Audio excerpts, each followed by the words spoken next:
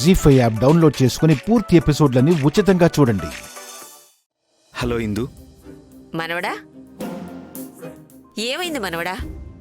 ఎందుకు మమ్మల్ని ఇలా ఏడిపిస్తున్నావు? నేనేం చేశాను ఇందు? నువ్వేం చేశావో, ఏం చేస్తున్నావో అన్ని తర్వాత మాట్లాడదాం. ఇప్పుడు నిన్ను మాట్లాడనిస్తే నన్ను మాట్లాడనివ్వకుండా చేస్తావు.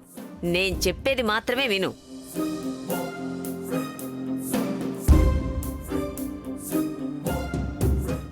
ఈరోజు గుళ్ళో హోమం చేయించడానికి వెళ్తున్నావు. నువ్వెక్కడున్నా సరే అరగంటలో గుళ్ళో ఉండాలి. అది కాదిందు. మాట్లాడొద్దన్నానా? మాట్లాడొద్దంతే. పంతులు గారు చెప్పింది విన్నావు కదా? ఈ హోమానికి నువ్వు తప్పకుండా రావాలి. నీ చేతుల మీదుగా. ఇందు అది కాదు. ఏం మాట్లాడొద్దని చెప్పానా? నువ్వు వస్తున్నావు, అరగంటలో అక్కడ ఉంటున్నావు. రాకపోతే నా మీద ఒట్టే. ఇందు, ఇలా ఇరికిస్తున్నావేంటిందు?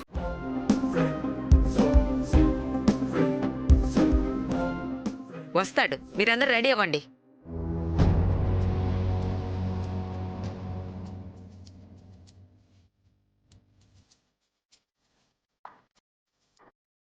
ఏమైంది దేవాంశ్? మా ఇందు ఫోన్, గుళ్ళో హోమం జరిపిస్తున్నాం రావాలి అని. మరి వెళ్ళు. ఇక్కడ వైదేహిని ఇలా వదిలేసి ఎలా వెళ్ళగలను?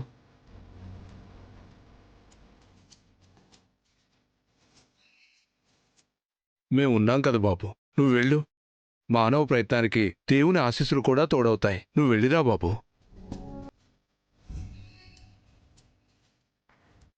నువ్వు వచ్చేంత వరకు నేను ఉంటాను దేవాంశ్, వెళ్ళిరా. సరే.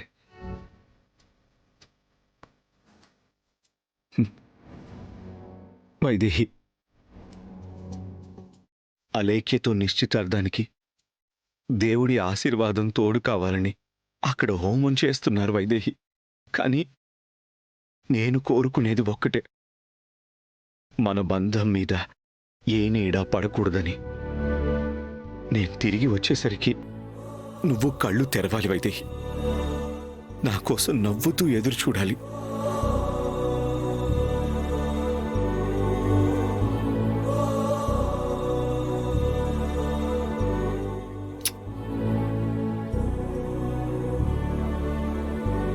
అమ్మా, అర్చన ఎవరి పేరు మీద చేయించాలి?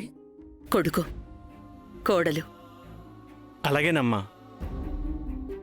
మహాదేవ్యై నమః, ఆదిదేవ్యై నమః, పరమపురుషాయై నమః, పరమాత్మికాయై నమః, ఓం చతుర్వేద పండితాంగురిగాయై నమః.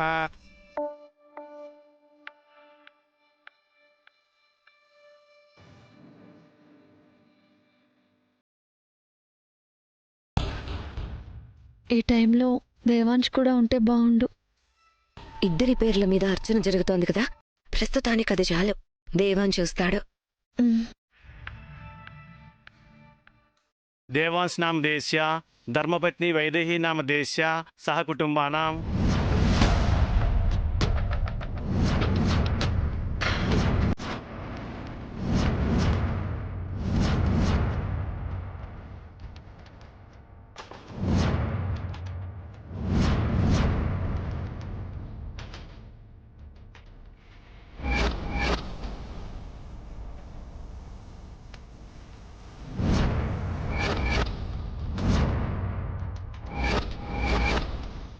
పంతులు గారు,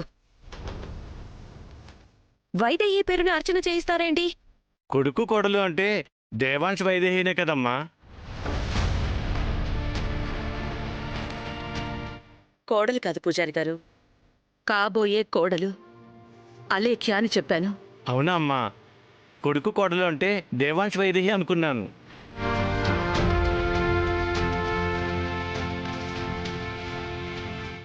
ఏదో శబ్దంలో వినపడలేదు. మా కుటుంబం మీకు బాగా తెలిసి మా అందరి పేర్లు గుర్తున్నందుకు సంతోషం పంతులు గారు. కానీ అలాగే వైదేహి చనిపోయిందని కూడా తెలుసు కదా. చనిపోయిన వైదేహికి దేవాంశ్కి ఎందుకు అర్చన చేయిస్తాం? ఆత్మశాంతి కోసం చేయించవచ్చు కదమ్మా. పైగా దేవాంశ్ కూడా రాలేదు. వాళ్ళిద్దరి పేరున జరిపిస్తున్నారేమో అనుకున్నాను. అయినా నేనే సరిగ్గా వినాల్సింది. పంతులు గారు, దేవాంశ్ అలేఖ్యల పేర్ల మీద మళ్ళీ అర్చన చేయండి. దేవాంశ్ అలేఖ్య నామధేయస్య సహ కుటుంబానాం. క్షేమస్థైర్య అభయ ఆయుర ఆరోగ్య ఐశ్వర్యాభివృద్ధిరస్తు.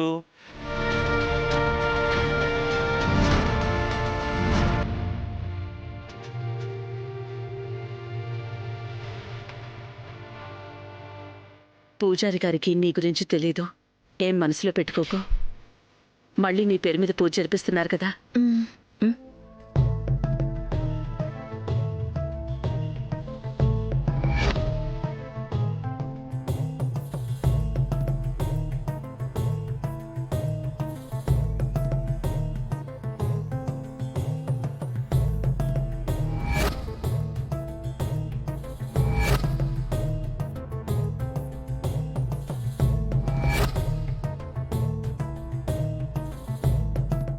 దేవాంశ్ నామ దేశ్య ధర్మపత్ని వైదేహి నామ దేశ్య సహ కుటుంబానాం. ఇప్పుడు మళ్ళీ జరిపిస్తే ఏంటి ప్రయోజనం? జరగాల్సింది జరిగిపోయింది. దేవాంశ్ వైదేహి గురించి ఆలోచిస్తున్నాడని అనుకున్నాను. కాదు, వైదేహినే దేవాంశ్ని ఏదో ఒక రూపంలో వెంటాడుతోంది. దేవాంశ్ ఉన్న ప్రతి చోట తనే ఉంది.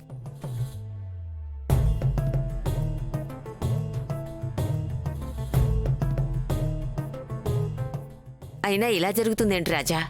నిశ్చితార్థం అంటే దేవాన్స్ వెళ్ళు చితికిపోయాయి. ఉంగరం మీద అలేఖ్య బదులు వైదేహి ఉంది. ఇప్పుడు కూడా అలేఖ్య బదులు వైదేహి పేరున అర్చన జరిగింది.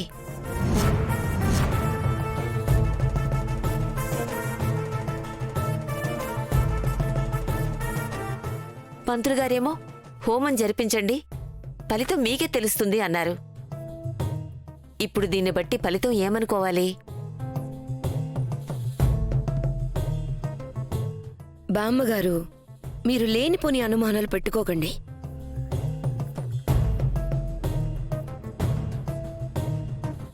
పంతులు గారు చెప్పింది హోమం గురించి. అది ఏ ఆటంకం లేకుండా దేవాంశ అలేఖ్యలు జరిపిస్తే చాలు. ఇదేదో పంతులు గారు సరిగ్గా వినిపించుకోకపోవడం వల్ల జరిగిన పొరపాటు. దీంతో ముడిపెట్టకండి.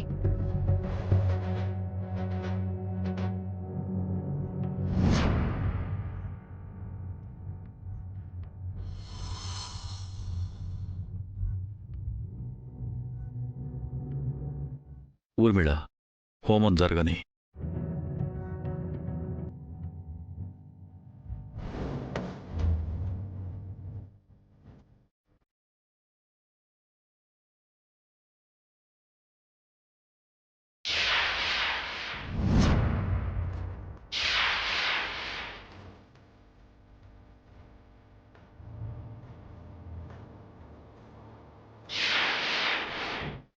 జీ5 యాప్ డౌన్లోడ్ చేసి అన్ని ఎపిసోడ్స్ పూర్తి ఉచితంగా చూడండి.